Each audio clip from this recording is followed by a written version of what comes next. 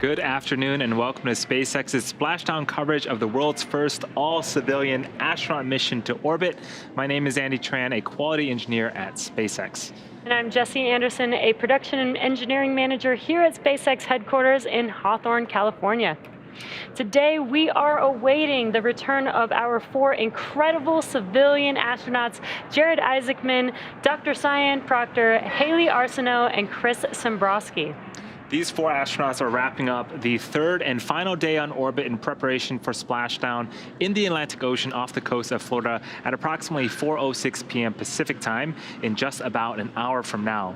The crew's return to Earth officially began yesterday around 3:19 Pacific time when they initiated their first downhill phase burn, followed by the second downhill phase burn roughly an hour later. Now, each of these events involved short firings of Dragon's Draco thrusters to lower Dragon's altitude in advance of re-entering the Earth. Following these two burns, the crew finished out a day of medical research, calls with family, and then turned in for their last night of sleep on Dragon around 2:30 a.m. Pacific time. Now, just before 1 p.m. Pacific time today, the Inspiration4 crew donned their spacesuits and made their final cabin preparations before they begin the last series of operations prior to splashdown. Yeah, we have a lot of events coming up today, so let's walk through the dynamic activities ahead of us this afternoon. Coming up in a few minutes at 3:09 p.m. Pacific time, we have claw separation. Dragon has to move into the proper attitude or angle in order to separate the trunk so that they don't deorbit together. The claw connects the trunk to the capsule. It also delivers power, telemetry, and fluids. So claw separation is the first step in separating that trunk. Trunk separation is next. That happens around 3:12 p.m. Pacific time. Once the trunk is separated, Dragon is running entirely on battery power. So if you're looking at the animation on your screen right now, the trunk is the bottom half of the section of the Dragon vehicle, the cylindrical portion. That will detach and leave just the capsule returning back to Earth. A few minutes after trunk separation at 3:17 p.m. Pacific time, we'll have the beginning of the deorbit burn. This is the last time that we'll use the forward bulkhead thrusters, and after that, we'll close the nose cone and lock it in preparation for re-entry. That deorbit burn is expected to last for about 15 minutes, and that is what will line up Dragon for re-entry into Earth's atmosphere. As the cabin continues to increase in temperature a little bit, there's nitrox that is used to cool the cabin and the suits to keep the crew nice and comfortable. The orbit sequence start in 5 minutes. You are now live.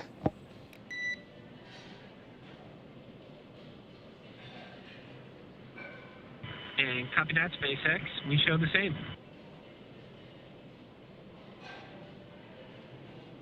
So what we heard was the crew operations and resource engineer, also known as the core, communicating to the crew on Dragon.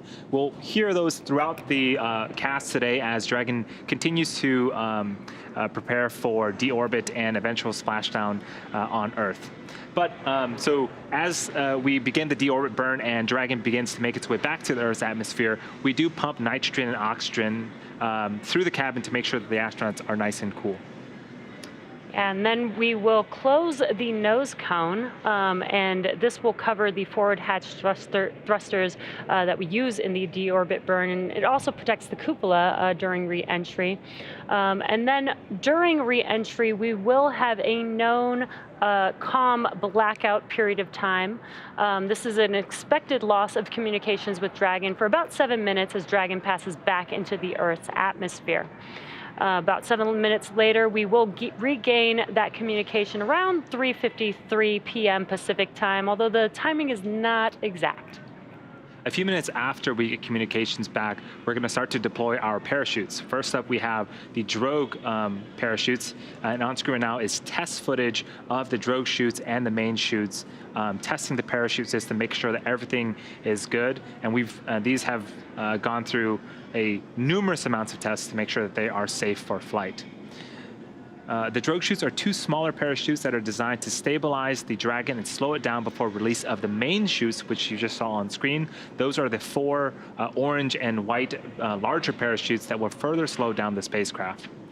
Over the course of the 3-minute descent, the drogue and mains work together to bring vehicle velocity down from 350 miles per hour to just 15 miles an hour, at which point we have splashdown. And that's expected to occur right at 4:06 p.m. Pacific time.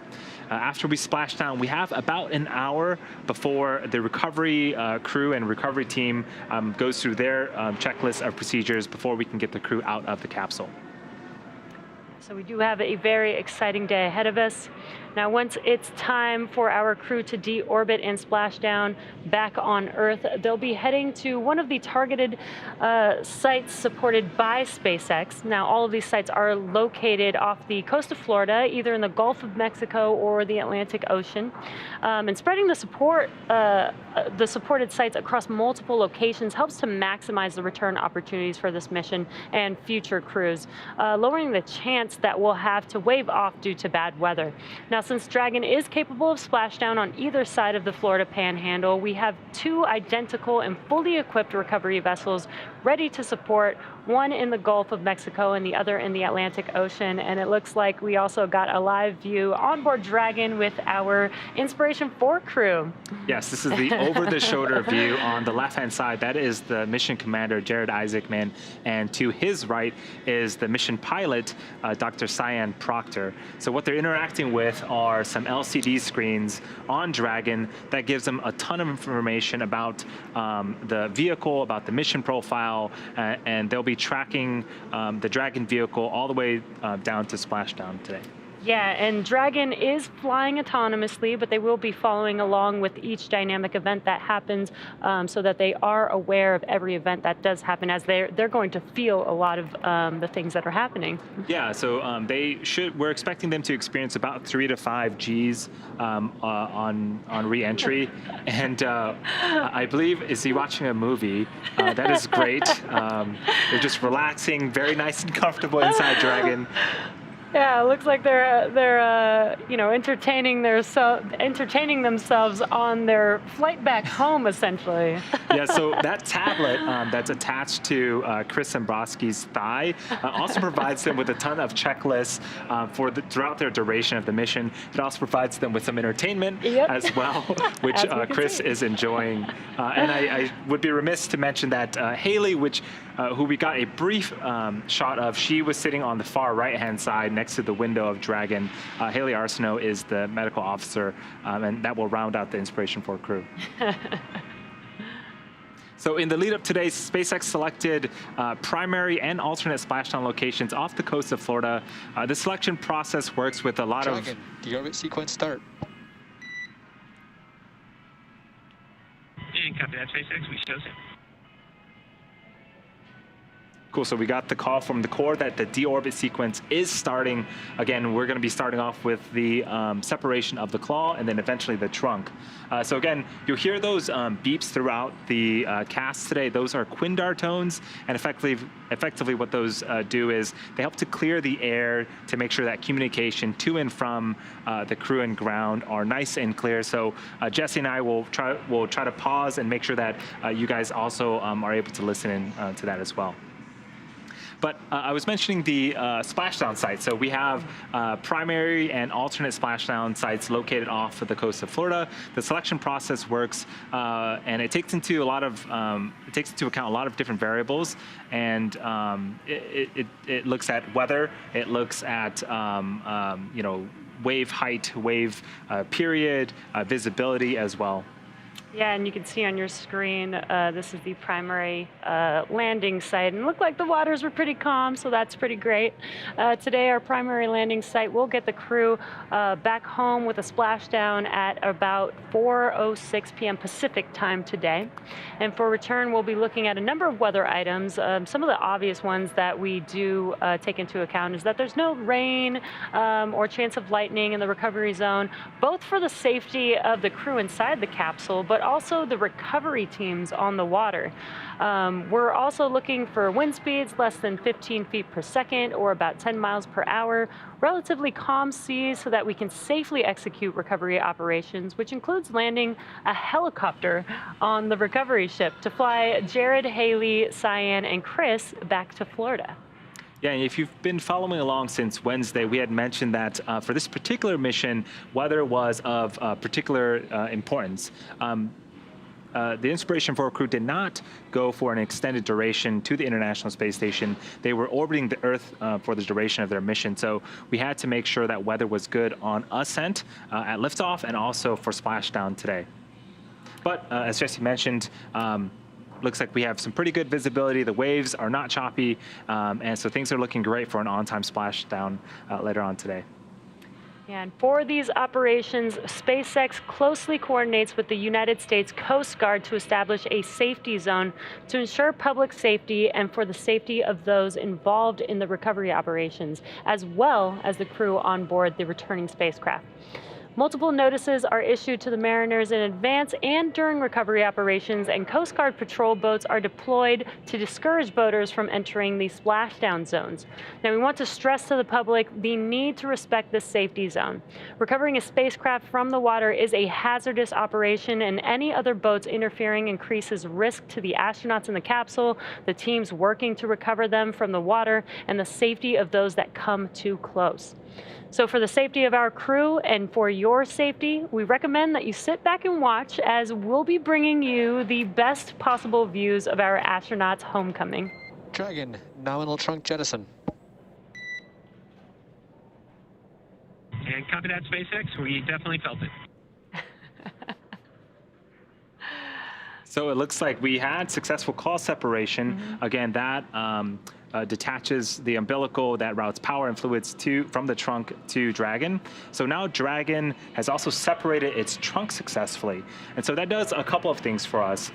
When we re-enter and the parachutes deploy, we want to make sure that there is as little mass as possible. It gives the parachutes a bit easier time to decelerate the vehicle. The second thing it does is there are some heat shields and some pica tiles that we'll talk about a little bit later on. And their job is to protect the capsule and the crew from all of the heat that's being generated during reentry. Jettisoning the trunk exposes that heat tile and allows it to face forward during reentry.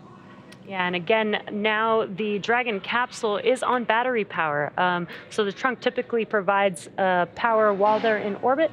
Now that we no longer have the trunk, it is working on battery power, and it will have enough battery power and then some to make its way back home to Earth.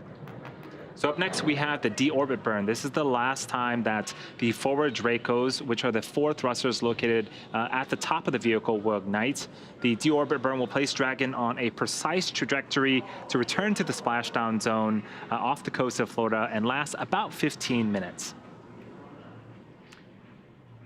Yeah, and again, this journey back home actually started yesterday with 2 phase burns.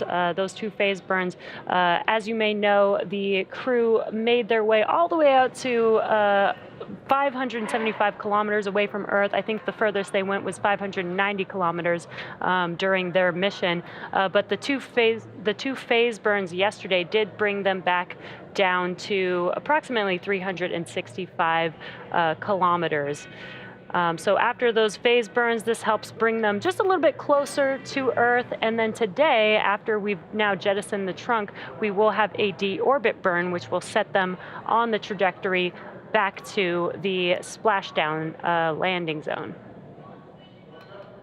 Yeah, so we are expecting that deorbit burn to begin in about 3 minutes. Again, it is going to last for about 15 minutes. And as Jesse mentioned, that is sort of the final burn before Dragon begins to reduce its altitude, get away from that orbital velocity of 17,500 miles an hour, and start to make its way to its splashdown zone off the coast of Florida. Yeah, So, yeah, very exciting day, and honestly for the crew, a very exciting week. If you've been following along, it hasn't even been a full week since they've started their dress rehearsals last Sunday. They lifted off and got into orbit on Wednesday, and now just a few days later, they're coming back home. Yeah, and this has been such an incredible mission. Again, this mission was to help fundraise money for St. Jude. Their mission was to try and raise $200 million for St. Jude Children's Research Hospital. And again, just such an incredible mission with the first all civilian crew on board out in orbit into space, but also inspiring the world. With all the positions that they selected for the seats for who should be on this mission, the seat of leadership, the seat of prosperity, the seat of generosity, and the seat of hope. So just an overall incredible last few days, and now we're currently bringing the crew back home, which is very, very exciting. Yeah, and they've been quite busy, as all astronauts are, but I love that they were able to spend some time, and they gave us an on-orbit update yesterday. We saw Chris play the ukulele. We saw Haley do some somersaults in space. I think Dr. Cyan also showed us the drawings that she had done in space too, which was phenomenal. Just so amazing, and she's been inspired by their own launch, so she showed us some drawings of that, and just really cool to see the crew up there. They had a number of events as well. They did a call with some St. Jude patients while they were out in space, live in space, answering some out of this world questions.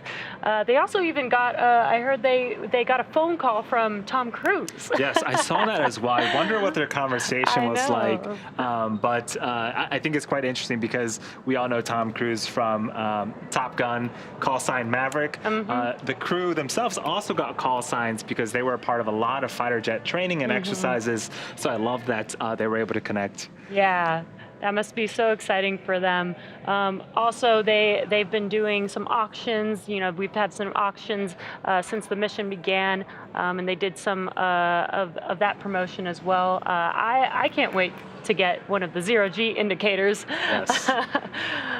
I think those sold out very, very quickly. Yeah. The space dog, you might have seen it. We might be able to get shots of it if we ever get shots inside the cabin again. But yeah, super cute, and also, again, represents a great cause. I do want to do a quick plug that if you are watching on YouTube, there is a Donate Now button on the right-hand side of your screen. We've fundraised a ton of money so far. I think since Wednesday, we've raised an additional $20 million. So we're at about $153 million raised out of the total goal of $200 million. So thank you to everyone that has already donated. And if you can donate in any way, shape, or form, please do. Super appreciate it. And again, it's all for a great cause. Yeah, such an incredible mission again.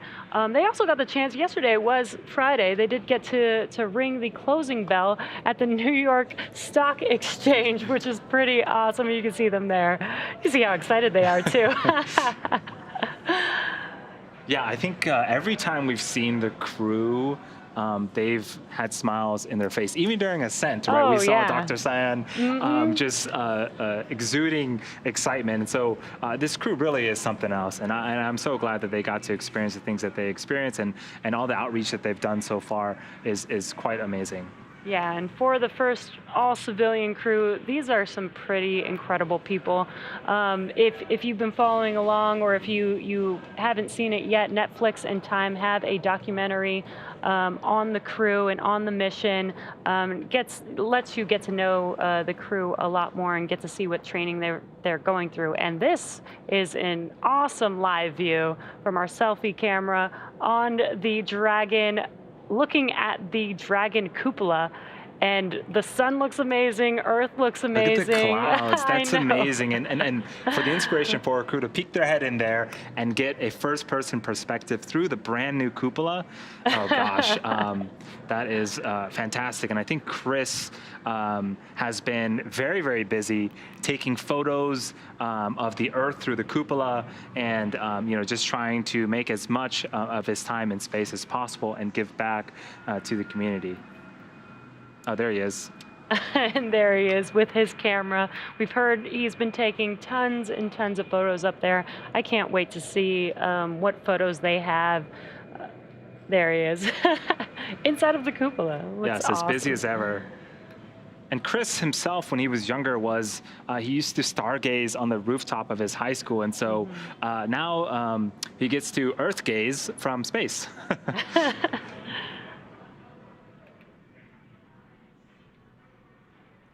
So we are getting confirmation that the deorbit burn has already begun. We're well into it. Again, it's going to last for about 15 minutes and end approximately at 3:32 p.m. Pacific time.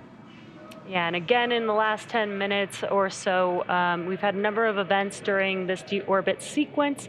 We had claw separation. The claw is basically what attaches the Dragon trunk to the capsule and has umbilicals between the two. We've jettisoned the Dragon trunk, exposing the heat shields on the bottom of the capsule. And now we are currently in progress of the deorbit burn, which is going to basically deorbit the vehicle and get it on a trajectory on its way back home to Earth. Yeah, the deorbit burn uses the Draco engines on Dragon. There's 16 of them on the forward sort of underneath the nose cone. There are 4 there, and after we're done with this deorbit burn, we're not going to need those 4 anymore, so we'll close the hatch. Dragon also has another subset of engines known as the Super Dracos. We're not using them as part of the splashdown. They're super strong, and they're really only reserved for the launch escape system during ascent or in case there was an emergency, but we're just relying on the Draco engines right now. And what you're looking at on your screen is a live view inside of Dragon. And on your left-hand side is the commander of this mission, Jared Isaacman. On the right-hand side was Dr. Cyan Proctor, the pilot for the mission. And again, awesome view from the outside looking at the cupola on the Dragon and the 4 Draco thrusters. This is actually the location of where those 4 Draco thrusters are. And as Andy mentioned, once we do complete this deorbit burn, it's only going to last about 15 minutes. Once we complete that, we will begin to close the nose cone, which will basically cover this top portion that you're seeing on the screen. Yeah, I love this shot. If you pay close attention, so the team is suited up in their spacesuits. The gloves themselves are actually conductive, so they can still use the touch screen and interface with the monitors through the spacesuits. And right now we have the visors up, but the suits themselves, the way they're created, it's a one-piece suit, and the helmets are actually 3D printed and customized for each of the crew members. Yeah, and right now, Jared, Cyan, Haley, and Chris are currently using their screens on their tabs, and they're basically following along every one of these events. You know, they are out in space and inside of this vehicle, so when the thrusters do turn on, they do feel that, and they do hear some of that from inside of the capsule. It doesn't exactly sound like what you would hear an engine sound like down here on Earth, but they do hear some of the clicking of the valves when the engines do start. Yeah, so the Inspiration4 crew has been on orbit for about 3 days. We're expecting them to splash down in about 40 minutes, actually. And so, especially after we finish the deorbit burn, things are really going to start to move. We'll close the nose cone, and then we're going to start, the Dragon capsule is going to re-enter the Earth's atmosphere. We're going to go through that period of communications blackout for a couple of minutes. And then the parachutes will deploy, and we're going to see them back here on Earth in just under 40 minutes. Yeah, and this is a significant thing to mention. There will be a blackout period for approximately 7 minutes, and that happens when the vehicle does enter back into the Earth's atmosphere. Outside of the Dragon capsule will heat up to almost 3,500 degrees Fahrenheit. And what that will do is cause a layer of plasma around the vehicle, which will prevent some comms from coming through. But once they are through that period, we should be able to regain those comms. The core here in Mission Control Hawthorne will do some comm checks to make sure that they have reestablished those comms between Dragon.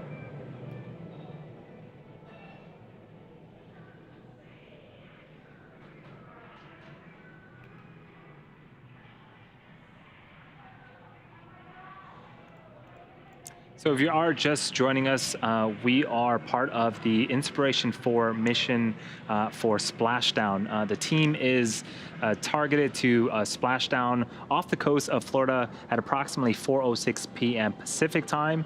Right now, we are in the middle of our deorbit burn. So this is the final burn before the Dragon spacecraft really is on its final trajectory towards that targeted landing site. 9 minutes.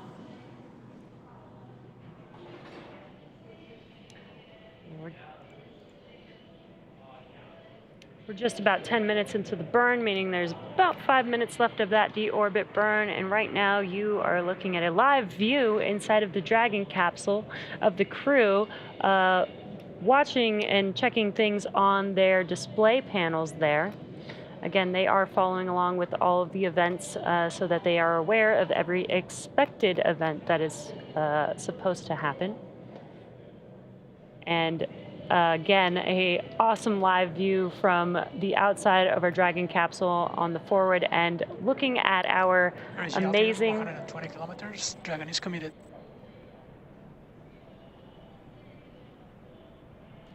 We just heard some comms that Dragon is committed. What that means is that they are committed to return back to Earth. Yes, they are. They are coming back, which is super exciting. 5 remaining.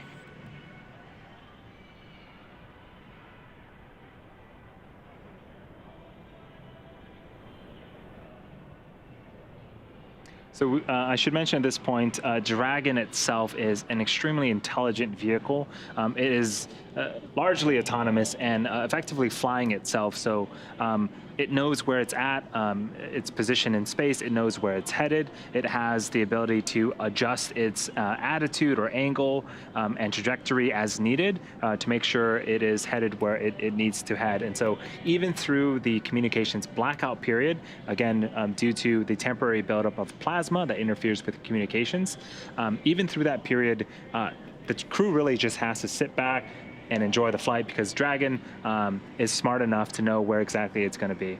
Yeah, so much so that we saw them watching some movies just a few minutes ago. 11 minutes.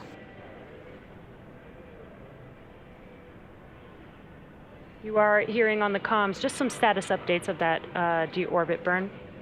Again, this deorbit burn lasts about 15 minutes long, and we're getting close to completion here.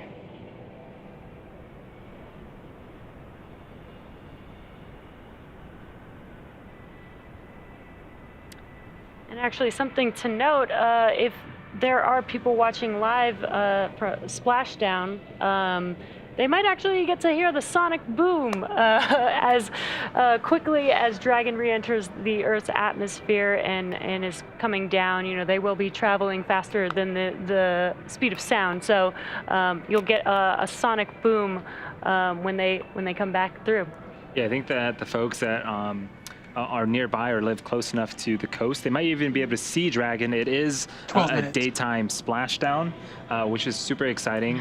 So yeah, in about 35 minutes, we're expecting Dragon capsule resilience flying for the second time and returning for the second time, and the Inspiration4 crew members to return back to Earth and splash down into the coast, off the coast of Florida.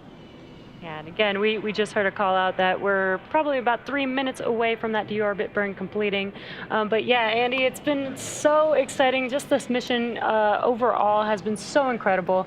Again, the first all-civilian crew to go to orbit, and they're raising money for St. Jude. It's just been an incredible mission so far. They've been out in space. You know, talking to St. Jude's patients, raising money, doing some science experiments for us so that we can see, you know, what does microgravity do to, you know, the regular person like you and me. Valid, 13 minutes. Yeah, I think you bring up a good point that I don't think we've talked about yet is all the science that they've done. We saw earlier in the week some experiments with some portable ultrasound devices. There's an experiment to study how fluid shifts and sort of the relevance of up and down in space that could potentially help contribute to motion sickness, both in space and back here on Earth. But the really cool thing, in my opinion, is all the data that they're going to gather, that's going to be put in a repository, and everyone has access to it, essentially. And so you typically don't get that with normal missions, but for Inspiration4, I think one of the hallmarks is they wanted to make sure that they were trying to further science as much as possible and further human space exploration. Yeah, having the access to that data available to literally the entire world only allows you to have, as many people to utilize that research and be able Approximately to 1 do minute something with remaining. it. We're just, that call out was just a minute remaining in this deorbit burn. Very exciting. So after the deorbit burn, again, we won't need the Draco thrusters in the forward bulkhead anymore, and so we will be initiating the close of the nose cone. Oh, here's a great animation. The nose cone is the very, very top. You're going to see it latch open. That's where the Draco thrusters are at, but after they're done firing, we're actually going to be closing it. And so if you're here since the beginning of this particular cast, the bottom section of the capsule, that's the trunk section, the bottom half of that has already been jettisoned. And right now, the top portion, the capsule, that's where the crew is in. And that is what is returning to Earth and making it splash down off the coast of Florida here in a few for burn minutes. termination.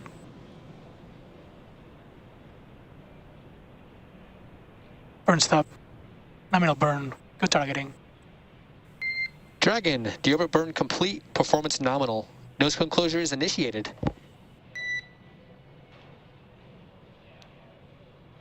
Copy that, SpaceX. We show the same.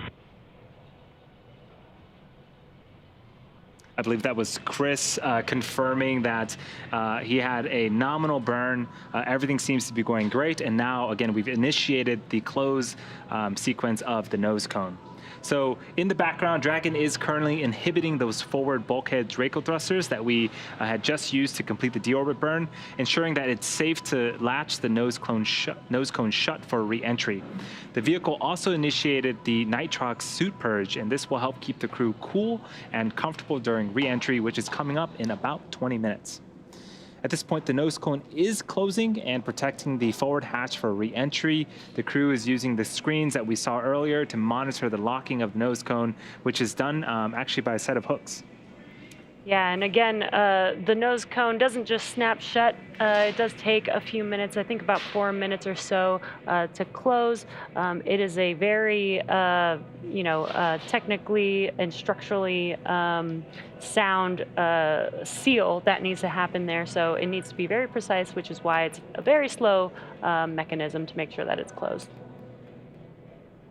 Yes, and we mentioned earlier, as Dragon is re-entering, it's going to form plasma, and plasma is effectively superheated Slow gas. to teeters bias. Entry attitude complete.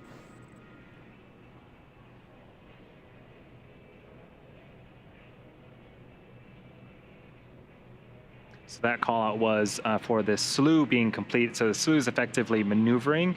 And so we want to position Dragon and orient it a certain way before it starts to re-enter the Earth's atmosphere. So that looks like it's going well. But I mentioned a little bit about the temperature buildup around the heat shield and Dragon. So we initiate a nitrox purge in both the cabin and the suits to keep the environment inside Dragon nice and cool. The suits themselves will automatically detect if temperatures go above 85 degrees Fahrenheit. And if it does, we'll just purge them with effectively air. It's the same sort of air that you would see in a scuba tank. And that keeps the astronauts nice and comfortable for their journey back to Earth. It's basically their own personal AC system. And as we mentioned, we are coming up on the blackout period, which is about 10 minutes or so from now, or 10 minutes after nose cone closure.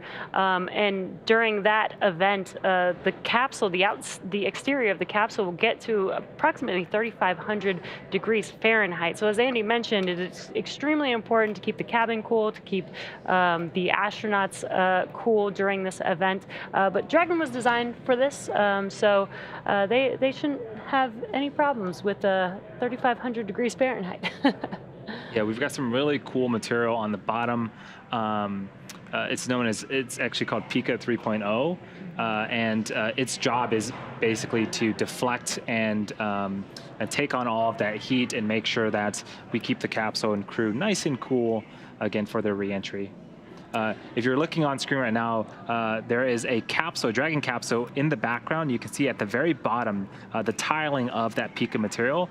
That is a returned capsule. So it's been through the Earth's atmosphere. It's taken on that 3,500 degrees Fahrenheit heat, and that's what we expect the capsule today to also look like upon re-entry.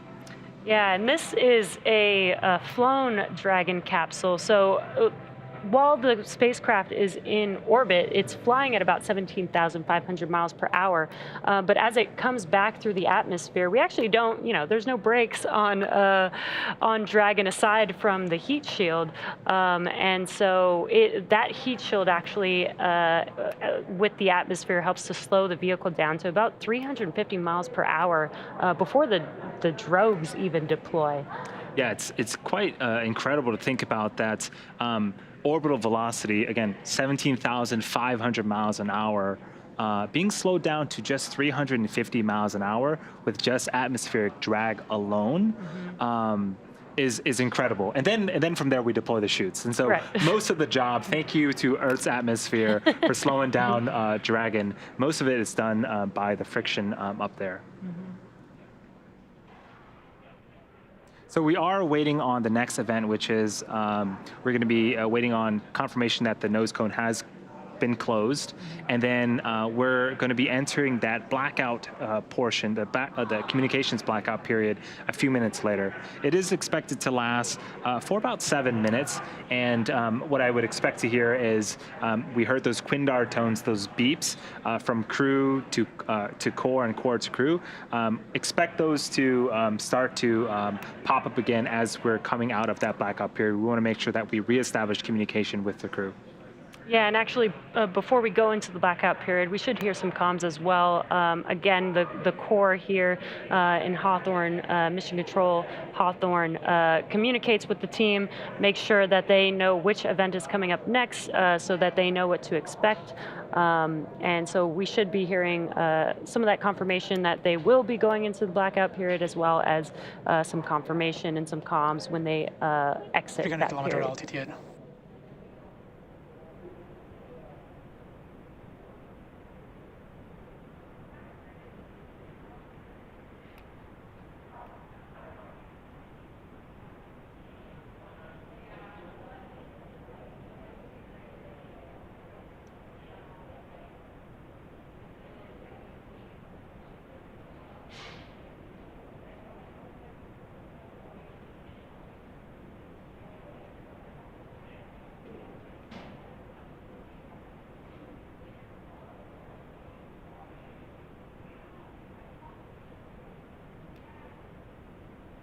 So again, we are currently just waiting for confirmation of nose cone closure. Once we confirm that, the next event after that will be the blackout period that we have mentioned. Again, that will last about 7 minutes.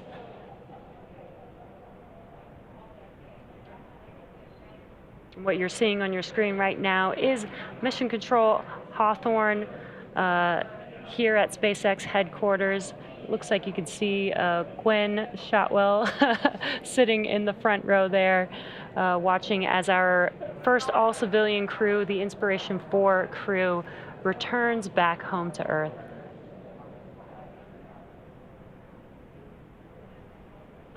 Yeah, and the recovery team and the launch team did a great job looking at weather, looking ahead, because Florida weather in the fall it can be tricky, but we got excellent weather during liftoff on Wednesday, and a pretty darn good weather right now for Splashdown as well. Yeah, when we did get some live views of the seas there, it did look pretty calm, which is exactly what we want. We want to make sure that during recovery, we have some steady seas, not just for the crew. Dragon, nose cone is secure for entry. Copy that, SpaceX. We show the same. Sounds like we got that confirmation of nose cone closure. So as we begin the second half of entry, Dragon is now beginning to flush nitrox into the cabin and continuing to top off the Inspiration4 crew's suits with cool air. Again, this is what will allow the cabin temperature to remain comfortable, while external temperatures can reach upwards of 3,500 degrees Fahrenheit. Again, the heat shield is pointing forward. That's the leading structure that is going to be heading into re-entry, and that's going to be what leads the capsule to the landing site. And again, the exterior of the capsule will get to approximately 3,500 degrees Fahrenheit, but again, Dragon was designed for this dynamic event, so there will be some cool air inside of the cabin. It's environmentally controlled, as well as through their suits. They do have their personal air conditioning inside of their suits, where they will get a flow of nitrox. And as Andy mentioned earlier, there are sensors in the suits, so they don't even have to think about if they're getting too hot or not. The suits will just automatically keep the environment controlled inside of their suits for them. Okay, this is a great view of the suit. First off, looking super slick and super cool, but it is essentially a mini spacecraft. There's an umbilical from the leg portion that will hook up to Dragon, and that will route communications and electronics, as well as, again, routing the air needed to keep the suit pressurized in case of a depressurization event, or if they need to be purged with cool air, it can do that as well. And some of the cool manufacturing features, the helmet is 3D printed. The material of the exterior of the suit is heat resistant, as well as the gloves are designed, they're conductive, so that they're designed to be able to use them on the touchscreen. Yeah, and again, they're all custom made for each of the astronauts. The chairs themselves are also custom fitted. There are a couple of different sizes, and the armrests can be adjusted for the astronauts' preference. And so, we want to make sure, again, the crew is as comfortable and as safe as possible for landing. The seats will actually recline up to its landing position, and then there is a 5-point belt that will keep the astronauts in place to make sure that everything is nice and comfortable for the team. And we have a Dragon tracker, and that's what you're seeing on your screen. You can see that Dragon is currently to the west of South America there. And on their way, you can kind of see their trajectory heading towards the coast of Florida for their splashdown today.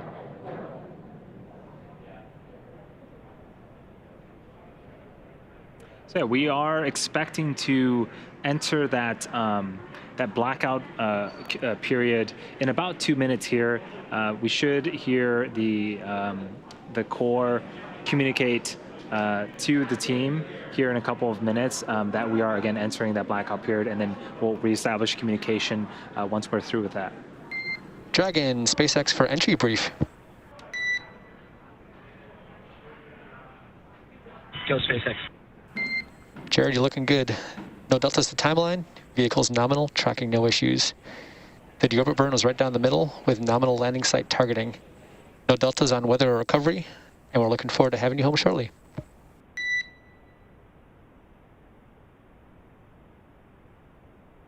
And copy that, SpaceX. Good deorbit burn. Vehicle's healthy. Recovery forces are there. Weather's looking good. See you guys soon. Good to be back.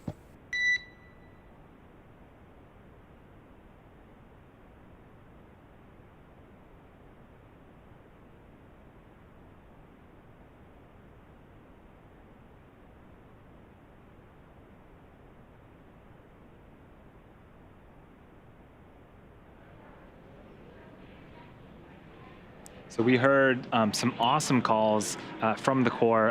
The deorbit burn looked good. Re-entry and weather all looked good. So everything you would want to hear for Splashdown, we got it. And so things are looking great for Splashdown in about 20 minutes here. So super exciting, and things will start to get very, very dynamic, and a lot of events will happen over the next 20 minutes or so.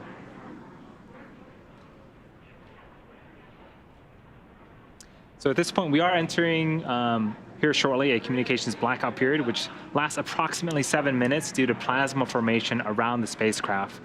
During this time, no vehicle telemetry is received by mission control or the recovery team, and no external commanding of the vehicle or voice communication is possible. As a reminder, though, Dragon is designed to fly itself and continues to autonomously. 200 kilometer altitude.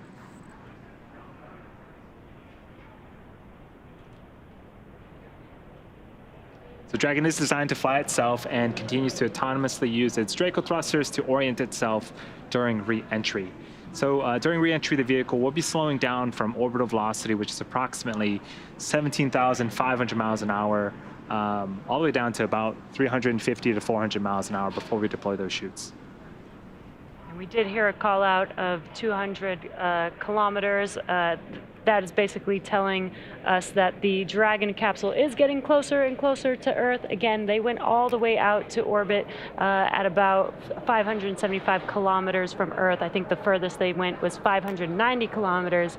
But now they're on their way back home, so they're approximately 200 kilometers at this moment.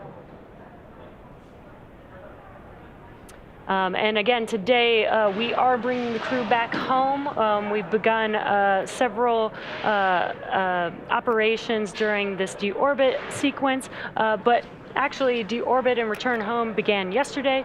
We did have a couple phase burns yesterday that brought the vehicle down to approximately 365 kilometers, and now we're getting closer and closer to bringing the crew back home. It's getting really exciting over here. Can't wait to see them back on Earth after their trip to orbit. Yeah, so Jesse mentioned yesterday we started some downhill phasing burns. There were 2 of them to lower the altitude. Earlier today we saw, we didn't see, but we got confirmation of the trunk jettison. We completed our deorbit burn successfully, and right now Dragon is going through its re-entry phase and through its blackout communications portion. And shortly here we're going to have splashdown after our parachutes deploy. And, you know, I can't believe this mission has come and gone so quickly. The crew has been, again, super busy, and I do want to remind all of our viewers that this Inspiration4 mission, this Inspiration4 crew, it's all for a great cause. We want to make sure that we further human space exploration. We want to do a ton of science, and we want to fundraise for St. Jude Children's Research Hospital. The goal is $200 million. Jared Isaacman donated $100 million himself, and we're a little over halfway through the other $100 million that we want to fundraise. So if you're watching on YouTube, if you have a computer nearby, you can go to inspiration4.com/donate and support the cause there. There's also a bunch of different things like auctions. Dragon, SpaceX, please verify crew entry preparations complete with tablets, restraints, visors, and feet. And copy that, SpaceX. We were just waiting a little bit longer, but we'll do it right now.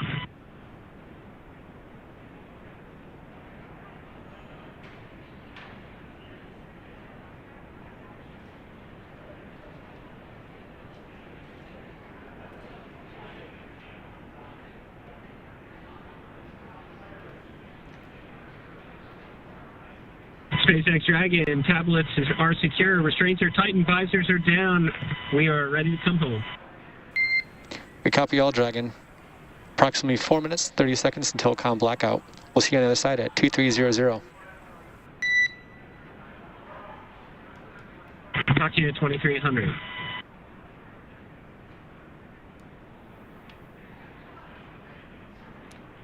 just under 5 minutes away from that blackout period. So what you're seeing on your screen is the core, the crew operations and resources engineer communicating with the crew on board Dragon, preparing for re-entry back into the Earth's atmosphere. So they're closing their visors and making sure that their 5-point harnesses are secure, basically doing all their preparations for that re-entry.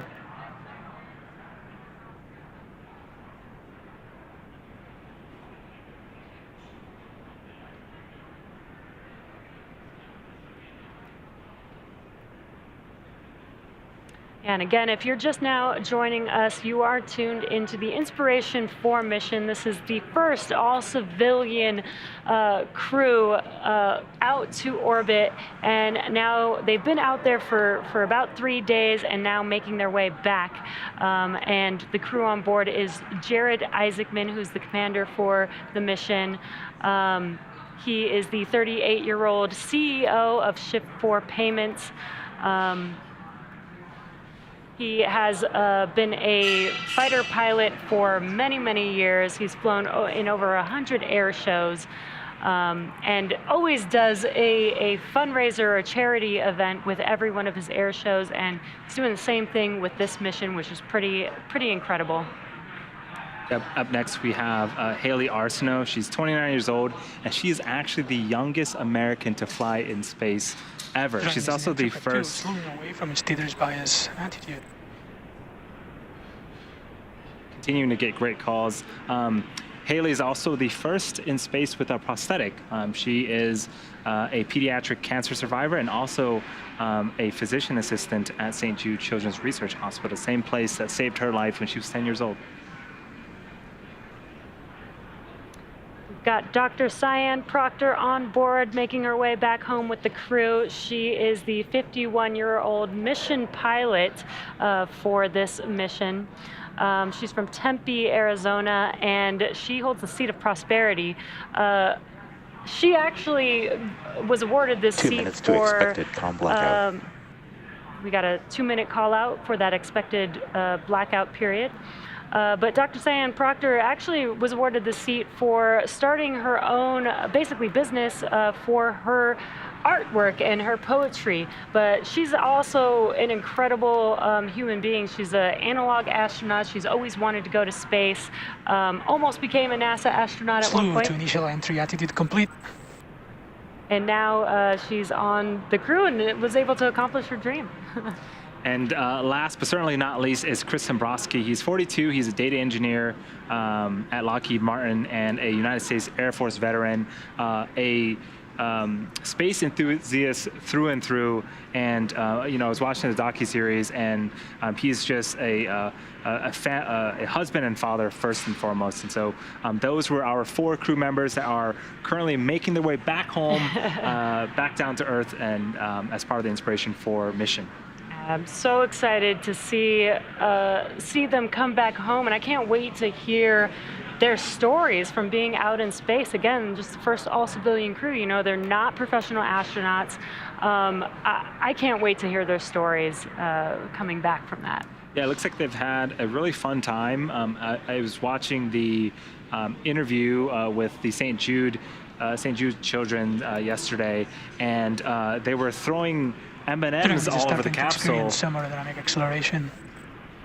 And with the microgravity, just darting them down and trying to chase them down. So they're obviously very, very good friends, and you know, work very, very well together.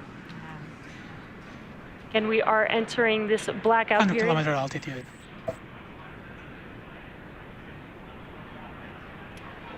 We are entering this blackout period that we have mentioned. Again, it is an expected period of time where the vehicle is re-entering back into the Earth's atmosphere. That generates a lot of heat, about up to 3,500 degrees Fahrenheit, which causes a plasma layer to form around the vehicle. So we do lose comms with the crew. They've already done their pre-blackout period operations, making sure that their visors are closed, they're strapped in, and they're ready to re-enter back into the Earth's atmosphere. And so we do expect to regain comms about 7 minutes after they've entered the blackout period.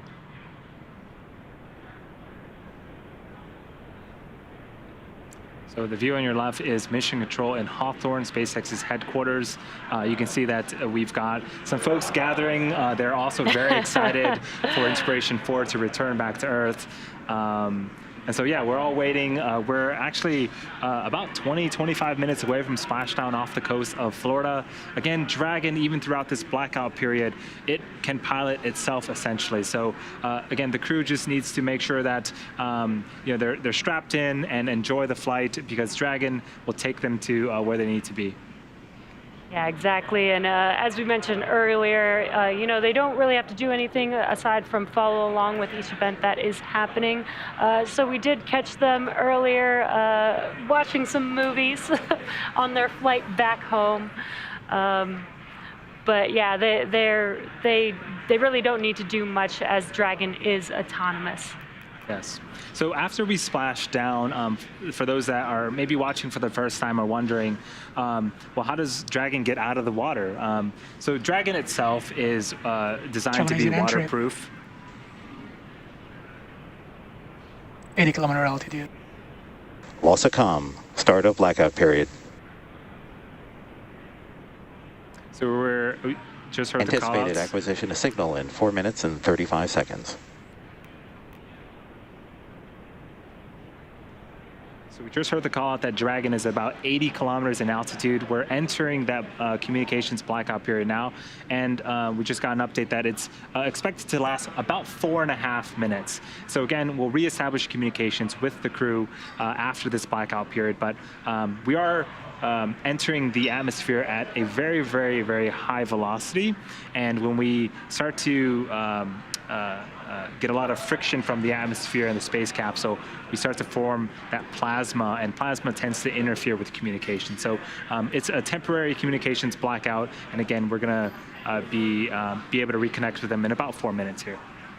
And during this time, no vehicle telemetry is received by Mission Control or the recovery team. There's no external commanding of the vehicle or voice communication. That is not possible at this time. So as a reminder, Dragon is designed to fly itself and continues to fly autonomously using Draco thrusters to orient itself during this re-entry.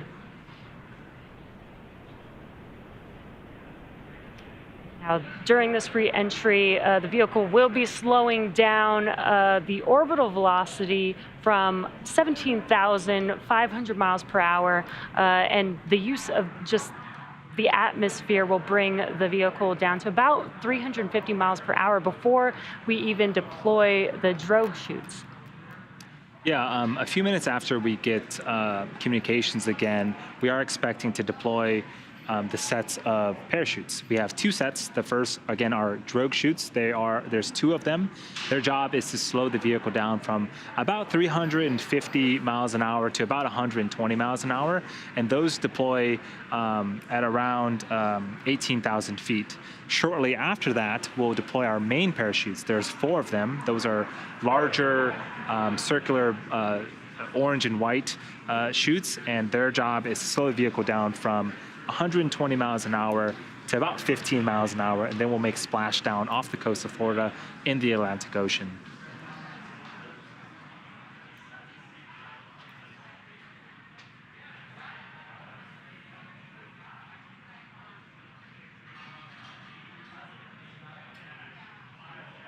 So yeah, Dragon is, again, flying itself. Even the chutes that I had just mentioned about, there's sensors on Dragon that detect altitude and pressure, and they will determine when to fire those parachutes. And so pretty much everything on Dragon is autonomous, and again, it's steering itself. It's taking the Inspiration4 crew where they need to go for their targeted splashdown. Again, if you're just now joining us, we're currently in progress of the blackout period. What this is basically the Dragon spacecraft re-entering the Earth's atmosphere. It'll see temperatures, external temperatures of about 3,500 degrees Fahrenheit, building a plasma layer around the vehicle, preventing comms and communication with the Dragon spacecraft. It's expected to last about 4.5 minutes. We're a little over halfway through that right now. So we should, in a couple minutes here, start hearing some comms from the core, checking in to regain that communication with Dragon.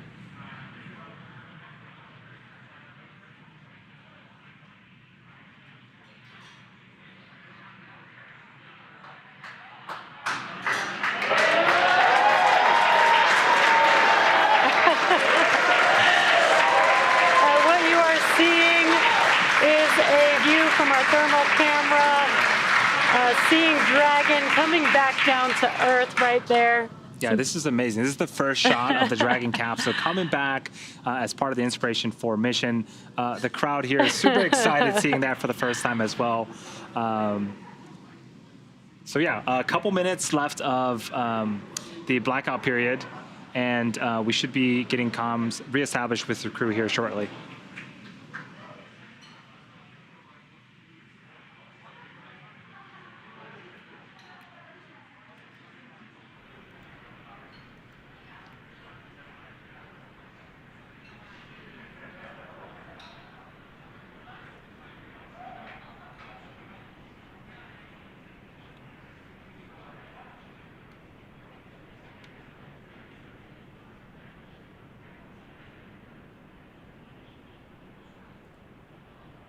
What you're seeing on your screen right now is on the left-hand side. That is Mission Control Hawthorne. Dragon, GPS converged. Expect nominal altitude for drogue chute deploy. Copy that, SpaceX. We show the same.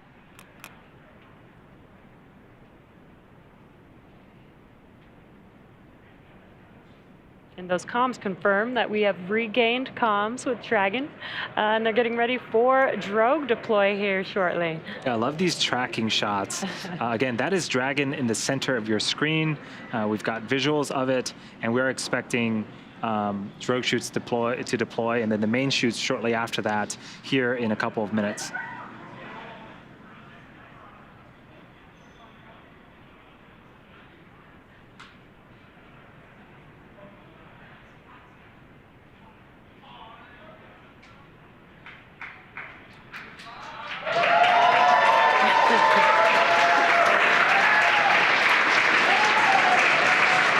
Again, a lot of excitement for Inspiration4 crew's return, waiting on drogue chute deploy. That happens at about 18,000 feet. Dragon, brace for drogue window. Copy that, SpaceX. We're bracing.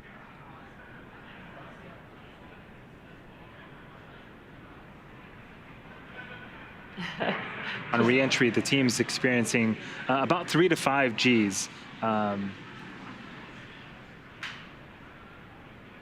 We heard some words to have them brace for drogue deploy. They will feel the difference in speed when the chutes do deploy.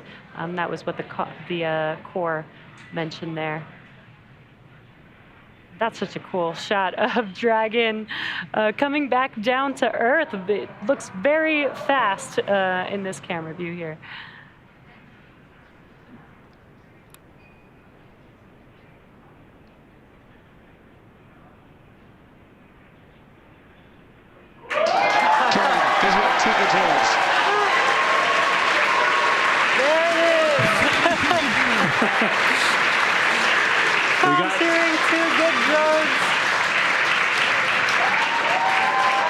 Yeah, so this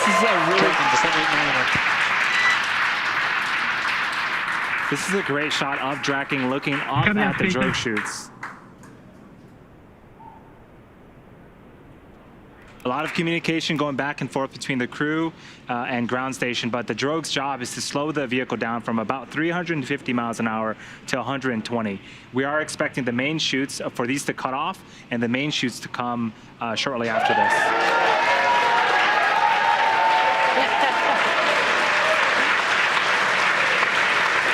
Dragon, these are 4 healthy mains.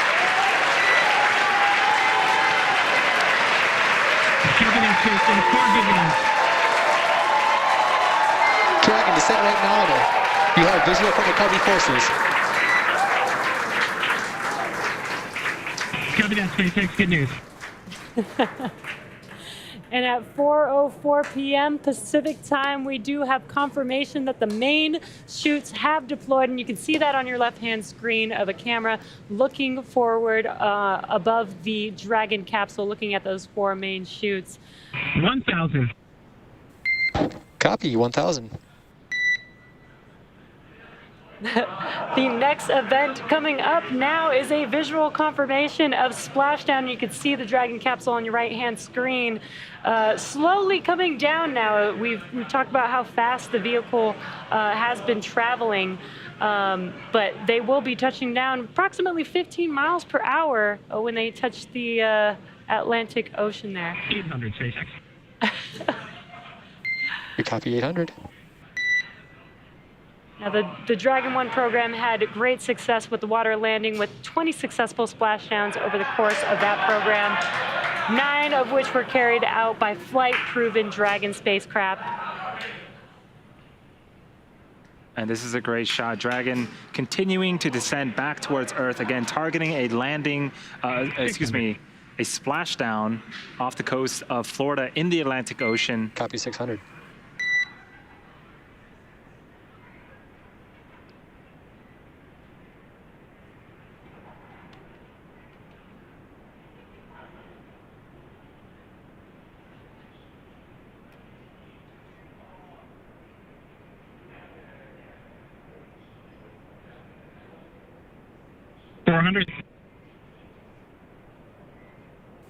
Copy 400.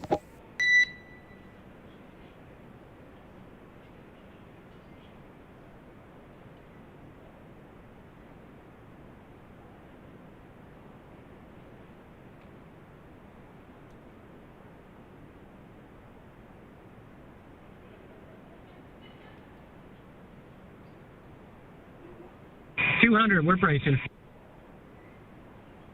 We copy 200.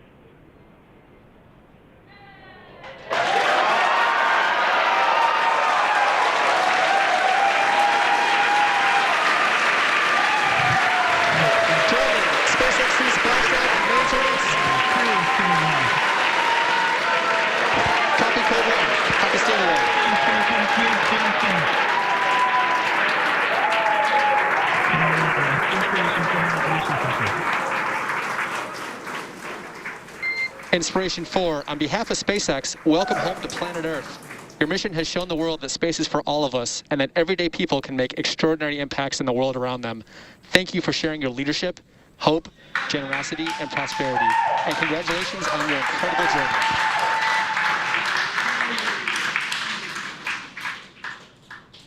Thanks so much, SpaceX. It was a heck of a ride for us. It's just getting started. Copy, just getting started.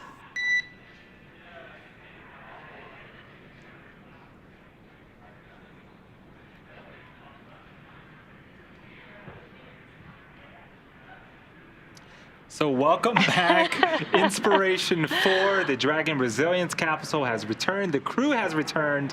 What a phenomenal, phenomenal visual that we got. And I love that Jared said, we're just getting started. Right. This is the beginning of their journey, of the next steps to the new era in human spaceflight. And just, you know, what an incredible mission. What an amazing view watching them touch down and splash down into the Atlantic Ocean. You could hear the crowd here so excited to welcome the crew back home. Yes. So we do have a couple of events that need to happen first before we can start to get the crew out of the capsule. So you can see some boats headed towards Dragon. And you know, the first job is to make sure that the area around Dragon is safe to approach, and then we'll go in there, start rigging the Dragon up to be able to hoist later on onto our main recovery vessel. So we also heard that Jared had given us the confirmation of stable 1. What that means is Dragon has splashdown and is upright. There's also a stable 2. Dragon can actually be upside down or sideways. It is waterproof and has systems where it can pump seawater into some bladders to help keep it upright. So again, stable 1 is the best possible scenario that we can achieve, and that's what we see on screen right now.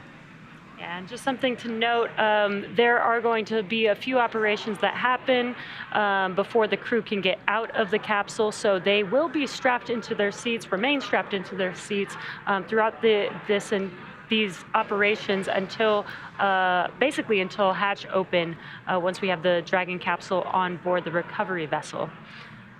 So we do have some events coming up next. The fast boats will be approaching the Dragon capsule. They'll be doing some inspections to make sure that it is safe before we begin operations to lift Dragon out of the water onto the recovery vessel. Dragon, SpaceX is go for recovery personnel to approach. Expect personnel alongside in 1 minute. And copy that, SpaceX. We're looking forward to seeing you. And Dragon, with that, we request to come aboard via display cam. And say again, SpaceX? Requesting permission to come aboard via display cam. Permission granted. Come aboard, SpaceX.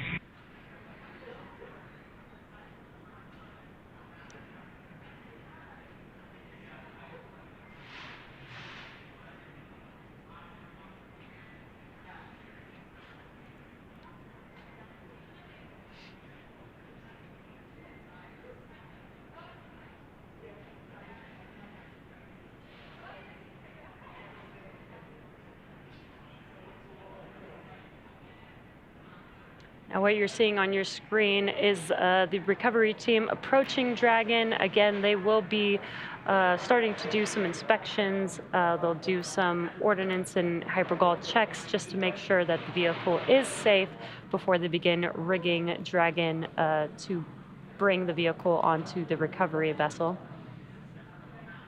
And I think on the left-hand screen, that is someone on a jet ski helping to pull some of those chutes out of the water. They did automatically detach from Dragon once the vehicle splashed down. So now they are removing them from the water. Yeah, it is super important that we cut those main parachutes. We don't want any type of wind or even the water to pull or drag the Dragon capsule. But when we did see Dragon splash down, we also saw really good visuals of the mains being cut as well. There is boat and personnel that are going to go out there and collect those chutes as part of the recovery operation. We are expecting about an hour from splashdown until we can get the crew outside of the capsule. Again, we're going through a series of safety checks and some other operations to get Dragon hoisted, rigged up, and lifted up onto the main recovery vessel before we can open that side hatch and get the crew out. It was very, very exciting. I think the couple of seconds leading up to splashdown, you could hear a pin drop here in Hawthorne. But as soon as we made contact with the water, excitement erupted, and it was just amazing. Again, this is the Inspiration4 crew, the first all-civilian mission to orbit with 4 incredible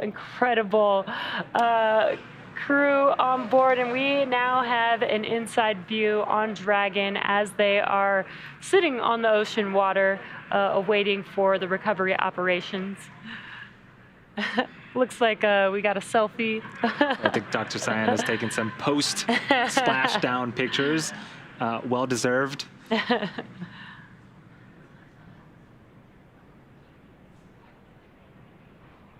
And again, this is standard procedure. We do have some crew climbing on board Dragon. They're performing some inspections, just making sure that the vehicle is safe prior to the next Dragon steps. SpaceX, hypergol sweeps and ordnance checks are nominal. Rigging is in progress. Approximately 25 minutes until capsule lift. Stand by for PMC.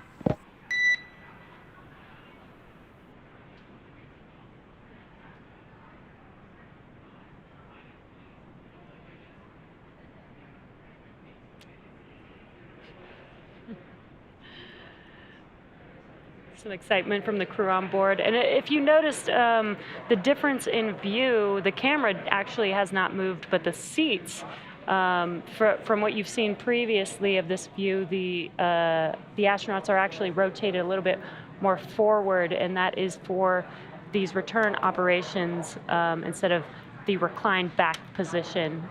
So that's why the view looks a little bit different.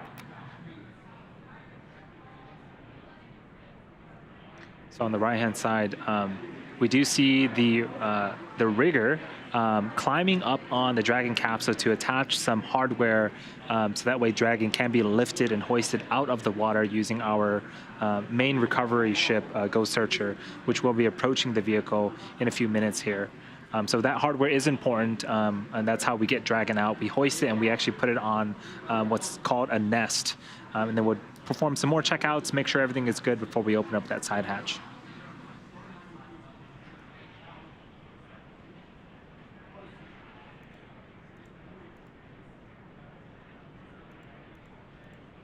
You could see one of the techs climbing on board. Crew is the Dragon capsule's exterior. They do train for this event. They do go through a lot of training to make sure that they are qualified to perform these operations.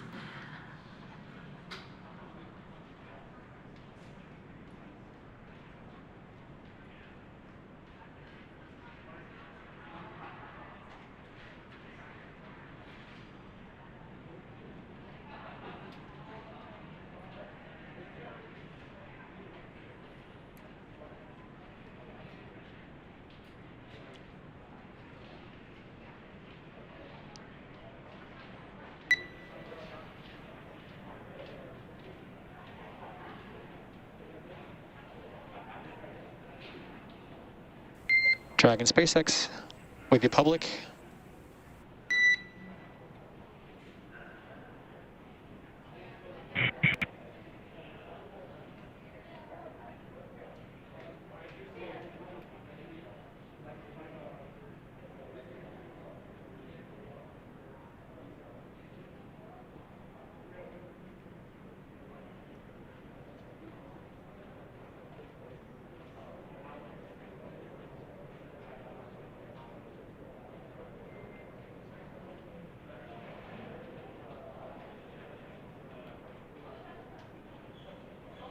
If you're just now joining us, you are tuned into the Inspiration4 mission. The all-civilian crew has now returned back to Earth. What you're seeing on your right-hand screen are recovery operations currently in progress. The crew has already done their safety check to make sure that the vehicle was okay to approach, and now they have begun some rigging operations. They're installing some of the rigging hardware that they need to be able to lift the capsule out of the water onto the recovery vessel. And on your left-hand screen is the live view inside of Dragon of the crew. And it's just been such an incredible mission so far. Like, they lifted off on Wednesday, expected to be in space for about 3 days. They were able to perform some science experiments. They were able to do some charity events, talk to, again, this mission was all for a fundraiser for St. Jude Children's Research Hospital. So they got to talk to some St. Jude patients live while in space and doing backflips. Yeah, and to think that this crew really formed about 6 months ago, and we cannot stress that this is the first all-civilian crew.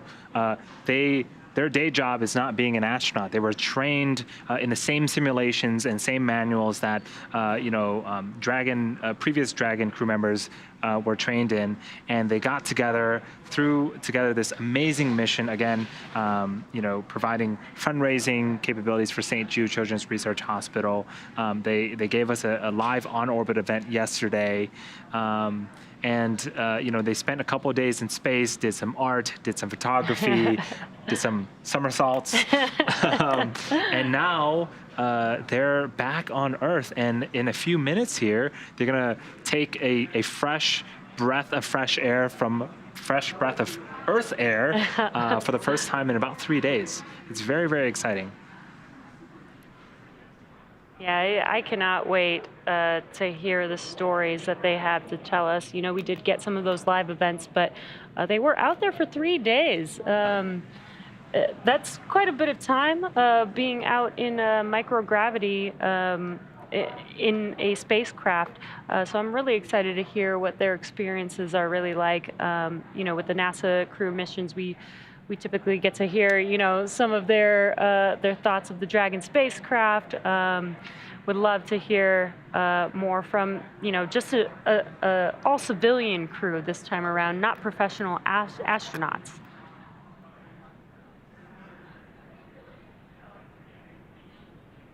Yeah, and I think it's as we see the sun setting on the right-hand side, the boats are equipped with very strong lights to make sure that they can continue the operation in case the sun does go down. But one thing I do want to reiterate is weather and how great that's been for us. We had a phenomenal day in terms of weather Wednesday during ascent, and on return, you can look at the ocean now, and it's not choppy. There's no waves essentially. It's basically like pool water, and so the Dragon capsule is there. It's floating there now because it's not, you know, choppy. The recovery team can get in there, do their jobs without worrying about any other external factors. Yeah, that's extremely important. Safety is number one here at SpaceX, so we always want to make sure that we're keeping these events during an environment that is safe, and weather plays a very big factor into that. And not just for the crew on board Dragon, but the recovery team there, which you've been currently seeing, climbing on Dragon, you know, installing the rigging. They're on boats, so it's really important to make sure that the weather conditions are accommodating to these operations.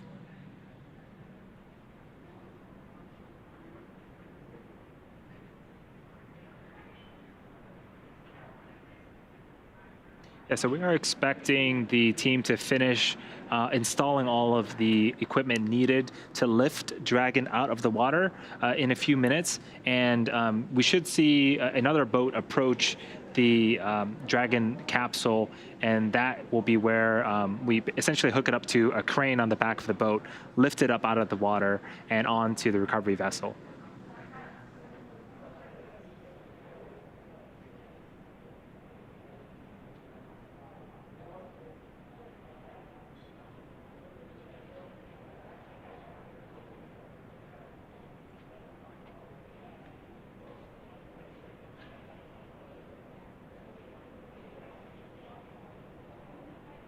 The Dragon vehicle is looking nice and toasty. I think if we had daytime shots, it would look essentially like a marshmallow. Again, when it's re-entering the Earth, it can get quite hot on the exterior, and the Pika material is doing its job and absorbing the brunt of that heat. But there's a side hatch. I mean, that's where the crew is going to egress out of. That side hatch was sealed 3 days ago, and it hasn't been opened since.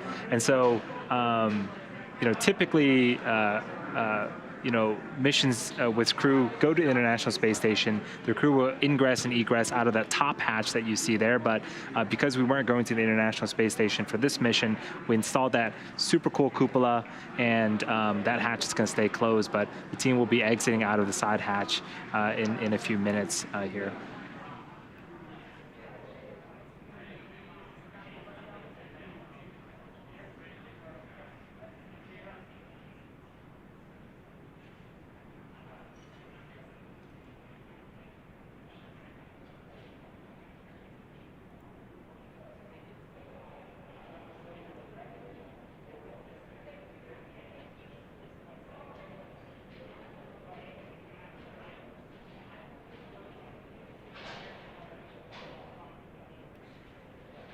Right now, we're currently performing recovery operations.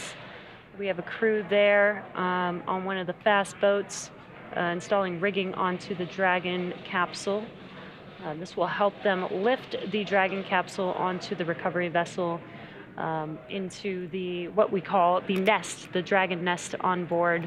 We'll reorient and locate the vehicle on the recovery ship in a position where we can open the hatch and then have the crew step out for the first time since Wednesday. When they open the hatch, we will have a medical officer check on them first. It's pretty standard procedure to make sure, they have been out in space for 3 days.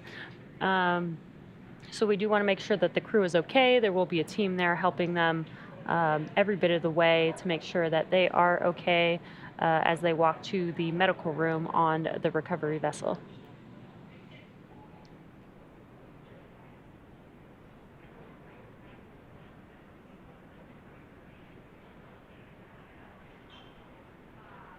What you're seeing right now on your screen on the left-hand side is a live view inside of Dragon.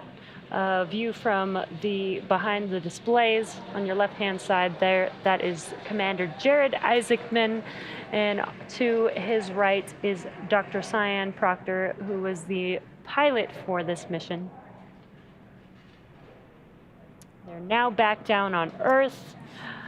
What an amazing homecoming day for this crew. Such an exciting mission. So after landing, to recap the events, it took about 10 minutes for the recovery crew to complete their safety checks. And then once they completed that, the team began to prepare Dragon to be lifted onto the recovery vessel. As part of the preparation for this lift, one member of the recovery team that we saw on screen climbed on top of the capsule, so that way they can attach Dragon's hoist rings and connect the lifting lines. Again, we are estimating about an hour after splashdown until we are able to raise Dragon up and out of the water onto the recovery boat and remove the crew from the spacecraft. And then, Jesse, you just mentioned, after medical checkouts, the crew will return to the Cape by helicopter and be rejoined by their friends and family.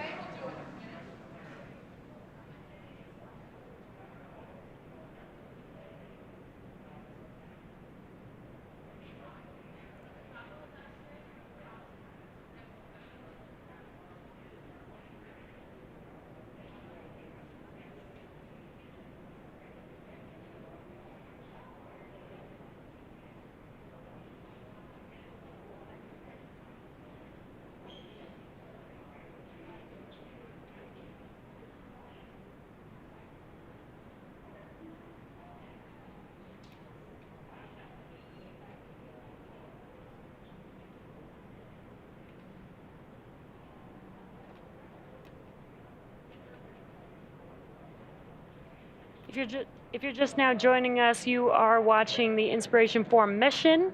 The Inspiration4 crew, first all-civilian crew to orbit, is now back down on Earth and currently in progress of the recovery operations. They're currently out in the Atlantic Ocean as the team is rigging up the capsule to get it ready to be lifted onto the recovery vessel.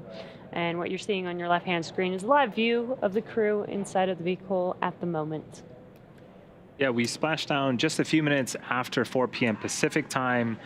We also had great visuals of the Dragon spacecraft returning back to Earth. We saw some really great shots from the Dragon vehicle looking upwards to the drogue chutes and the main parachutes. And then we had a nice soft water landing in the Atlantic Ocean. And again, we're waiting for the rigging equipment to be installed. That way we can get the vehicle out of the water and then the crew out of the Dragon Resilience capsule. Rigging is complete. Approximately 5 minutes until capsule lift. Okay, copy that, 5 minutes, and we are back to in-flight entertainment. We copy in-flight entertainment.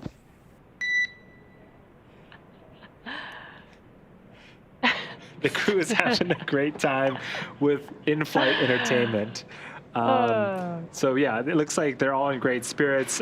We have a really cool shot on the right-hand side of the screen. That is the back of Ghost Searcher, the main recovery vessel. Dragon is in the background, as well as some other supporting recovery vessel ships as well. Yeah, this is, again, pretty incredible to see where we are today with this mission. First all-civilian crew. And ironically, it's so much like they just went and flew on an airplane as they're watching movies, waiting to you know, deboard Yes. the spacecraft.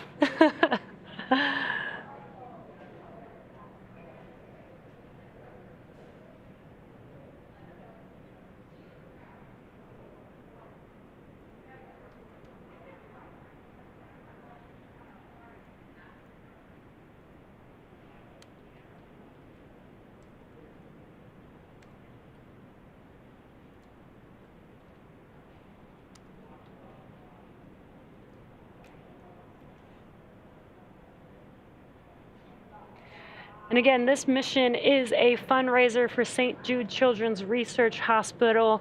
We've got some great news that we've raised up to $157 million so far. How incredible to do such a inspiring mission like this, as well as raise $157 million for such an amazing cause. Yeah, so in the last 90 minutes, essentially, we raised $4 million. Keep it up, everyone. Thank you so much. Again, it's going to a great cause, and it's benefiting a lot of wonderful people.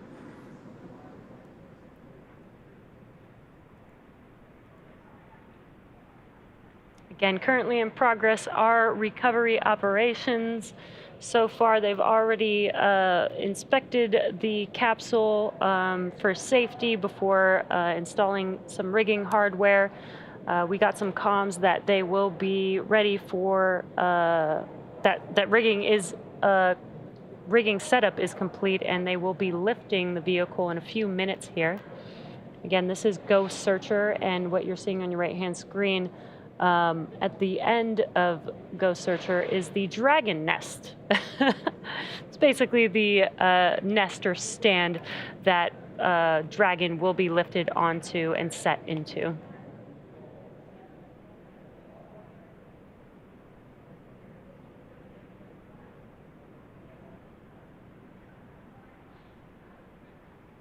We also heard some comms that the crew is in good spirits, watching some entertainment while they wait to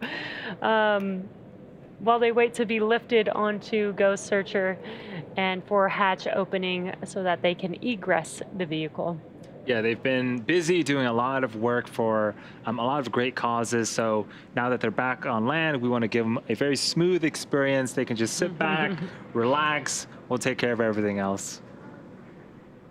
We can see that the gap between the Ghost Searcher boat and Dragon is starting to close. We are expecting to hoist Dragon out of the water and again put it on that nest that you see on the bottom middle of your screen in a few minutes here. And weather has been just great for us today, actually through this whole mission. This is such a unique mission where we did have to ensure that weather upon liftoff as well as return would be well. And not just the weather in the atmosphere, but the water where we are landing. And you can see on your screen that it's very calm. This makes it really a lot easier for the crew to perform the recovery operations. Just great weather all around for this mission.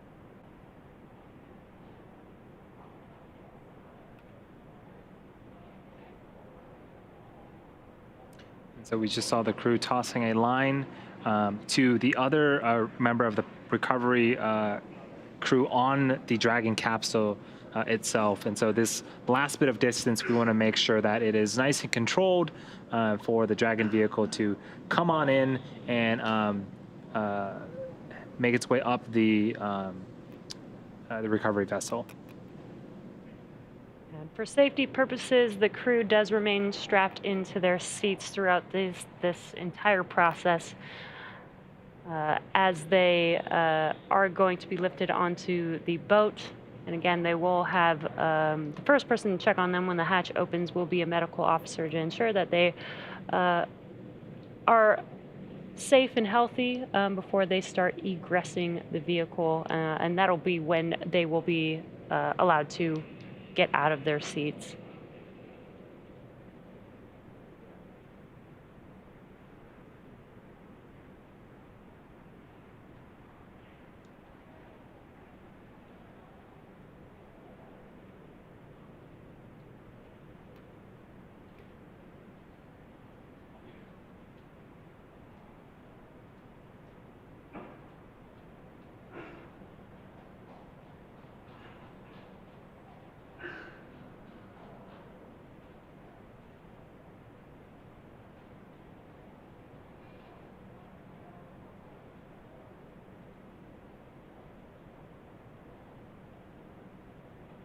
We've got a crew member on the Dragon capsule at the moment. And again, they are helping with the rigging and hoisting process to lift that Dragon capsule onto the recovery vessel. And again, they have done several hours of training for this particular role. So they are professionals. Dragon, brace for capsule lift.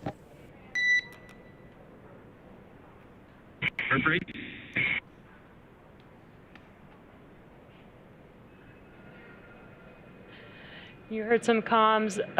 They are getting ready to lift the Dragon capsule. You saw the last recovery crew member hop off of the Dragon capsule into the water and onto the fast boat there as they clear the way for lifting the Dragon capsule.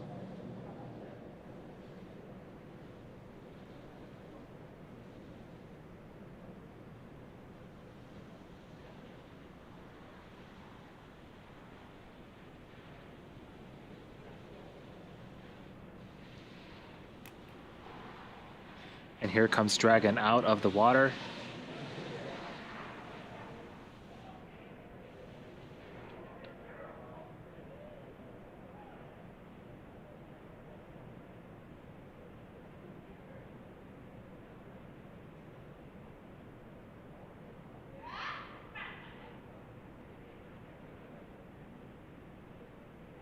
Incredible. Dragon is being lifted onto the recovery vessel into the Dragon nest. That is what you see them setting the vehicle down on right there. You can see at the very bottom of Dragon some water coming out. Again, that's the ballast system that helps keep Dragon upright in the seawater or in the ocean. So it's functioning as designed, and Dragon is now on the recovery vessel. Dragon's almost a little bit of a mix of a rocket, spacecraft, and a little bit of a boat. It does everything you need it to. Yeah, exactly. Dragon, welcome aboard the recovery vessel. Recovery personnel are completing final checks. Stand by for translation to egress platform in approximately 1 minute. Copy. Thanks. Good to be aboard.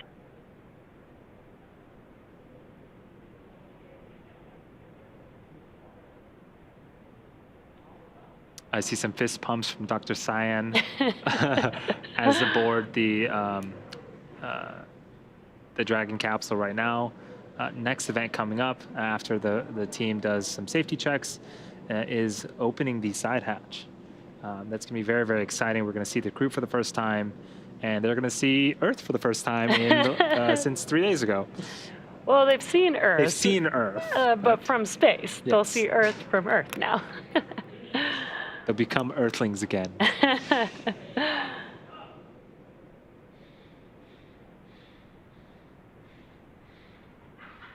what you heard was some comms, just letting the crew know that they will be translating the Dragon on the nest and reorienting it into a position on Ghost Searcher so that it is in a good, stable position for them to open the hatch.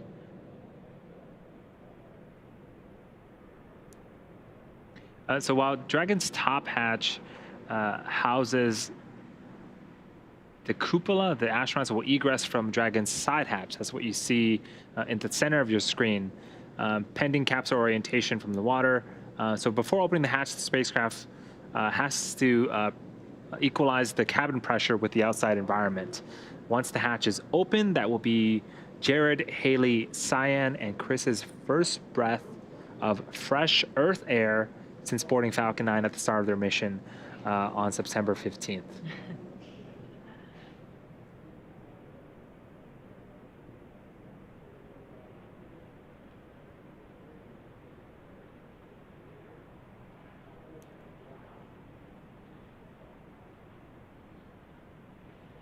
If you're just now joining us, you are watching the Inspiration4 mission. The Inspiration4 crew is back home on Earth. We have lifted Dragon with the crew onto the recovery vessel, and currently in a minute or so, they should be translating the vehicle into a position where they can open the side hatch and then perform the next steps for egressing, which will include a medical officer checking on them prior to that egress. Yeah, and on the right-hand side of your screen, that's a live shot inside the capsule. Dragon, translation imminent.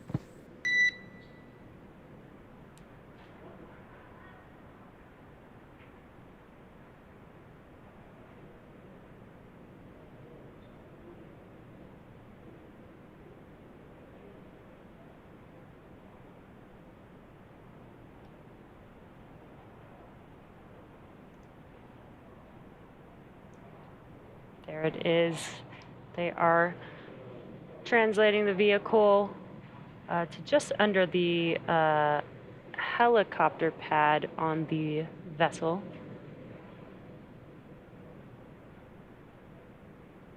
Looks like they're starting to wash it down, get it clean, prepared for that hatch opening.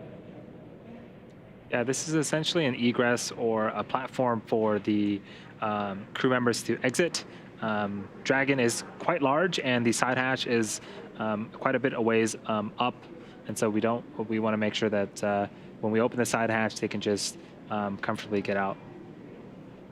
And what they have there is a ladder as they prep for hatch opening. There's a few things that they do have to do here for preparation before they open up that side hatch.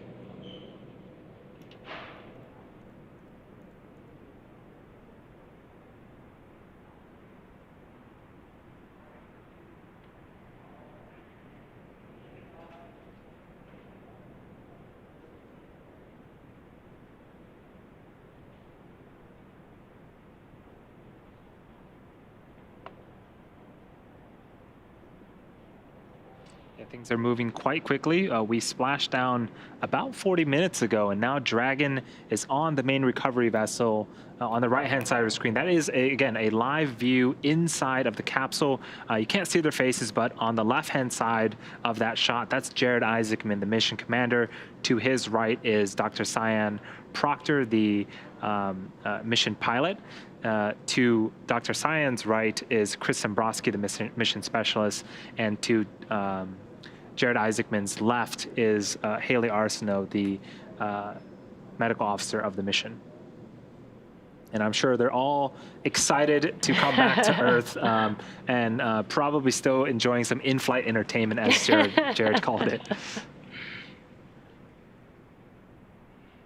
Yeah, what a crew for this mission. Just such incredible individuals, raising money for St. Jude Children's Research Hospital, doing science experiments while out in orbit, let alone just being the first all-civilian crew to go to orbit. It's just been so inspirational, and I can't wait to see them egress the vehicle shortly here. Yeah, it's definitely going to be a very, very exciting time.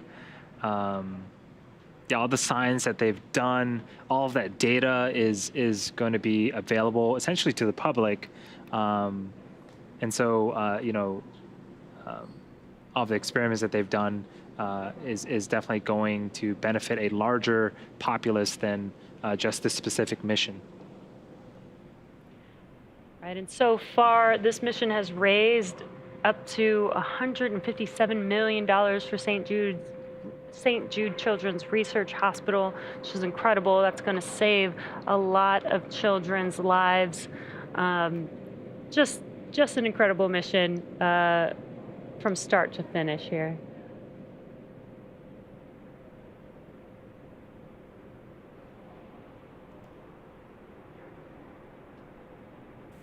Dragon, stand by for side hatch opening and egress. This will be our last call from you. Congratulations, Inspiration4 crew. Signing off.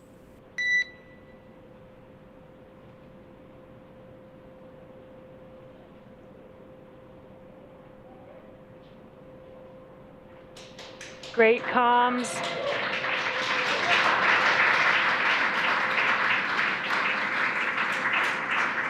There you can see the side hatch is now officially open, and some exciting waves from the crew.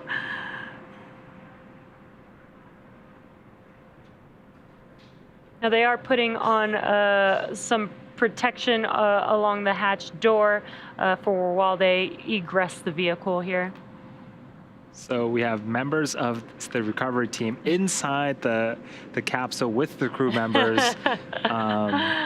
They're doing some checkouts, make sure everything is good before the crew can exit the capsule. But this is certainly very, very exciting.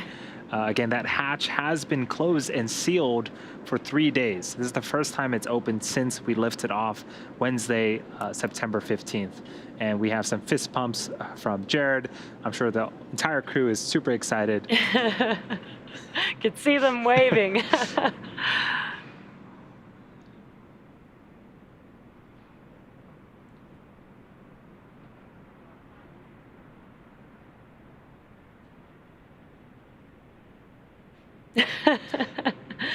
Lots of excitement from the crew as they're getting ready to egress the Dragon spacecraft.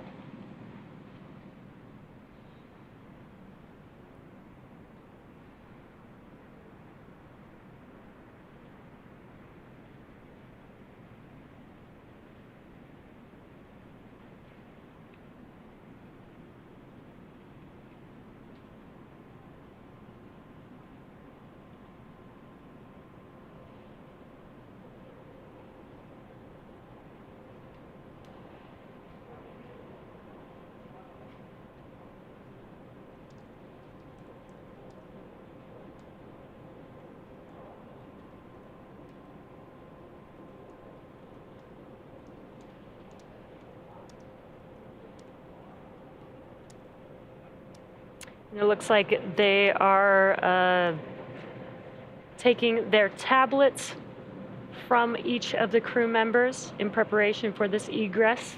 Now there is a procedure that they will go through even now as they egress the vehicle. It won't just be all of them getting out at once. They will follow a procedure. I believe they will be starting with egress of seat 1.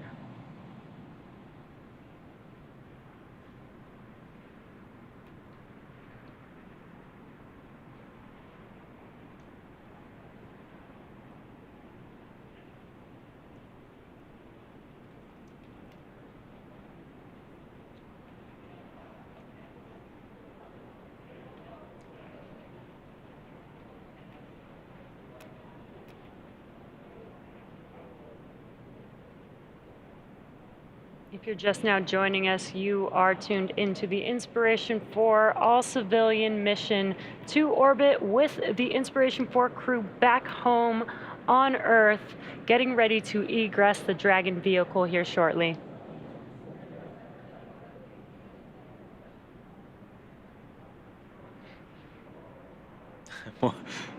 More exciting fist bumps.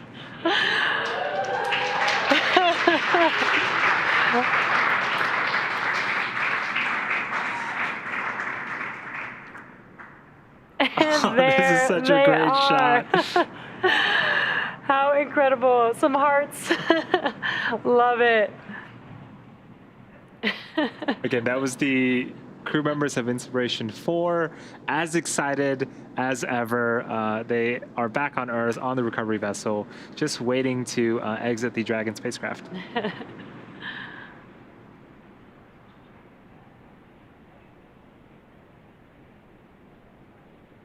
Some fist bumps going around. Again, as the crew does begin their egress, they will have a team that does help them as they egress or exit the vehicle. As they have been out in microgravity for the last 3 days, they have not felt the gravity of their own body in 3 days. So this is very standard procedure to have some support and help as they egress the vehicle.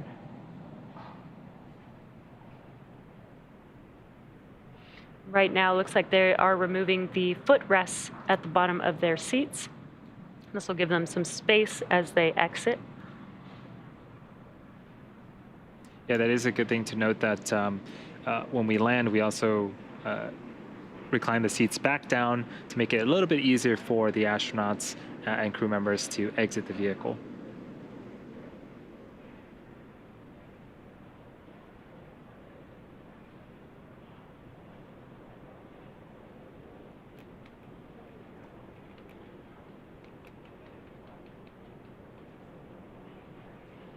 And it looks like we have our first crew member, Haley Arceneaux, egressing the vehicle.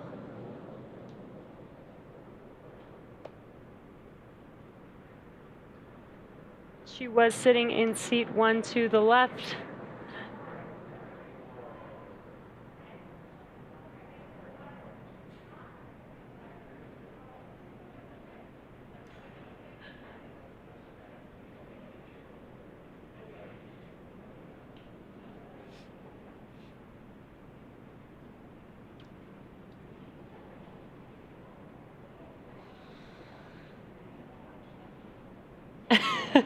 She looks very excited, even if we're just looking at the backside of her SpaceX spacesuit helmet.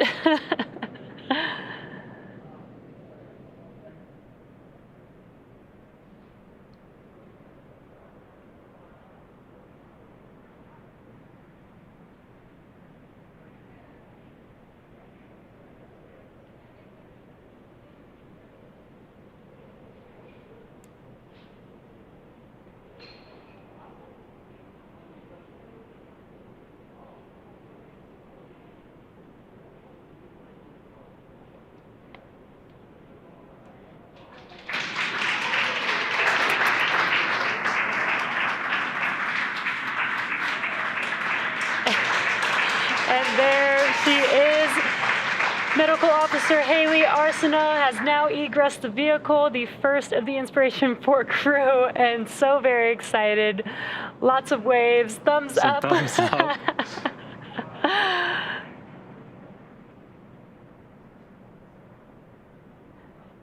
Getting a little photo up.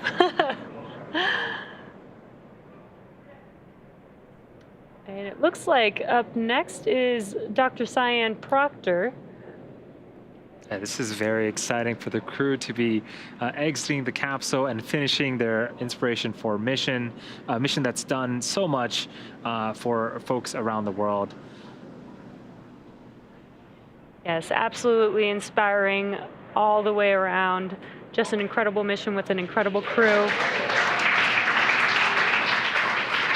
And here comes Dr. Cyan Proctor. There she is, excited as ever. Dr. Cyan Proctor. Oh, I love it. Love it.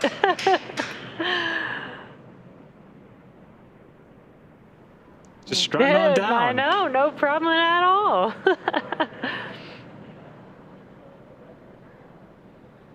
Looks like Mission Specialist Chris Sembrowski is up next to egress the vehicle.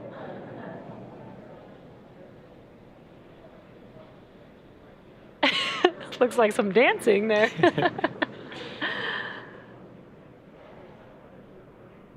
Again, there is crew there to help them egress to make sure that they do not damage their suits or themselves on their way out.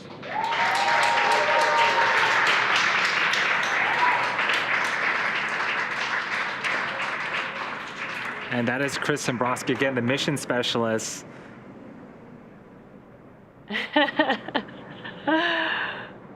Again, with a smile all over his face, super excited, ready to go.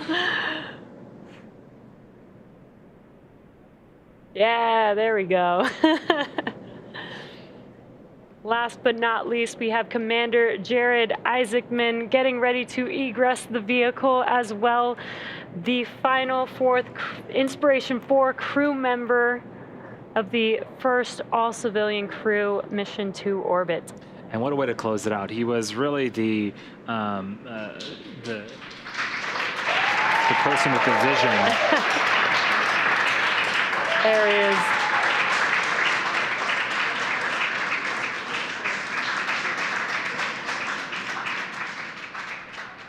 Commander Jared Isaacman of the Inspiration4 crew. So excited.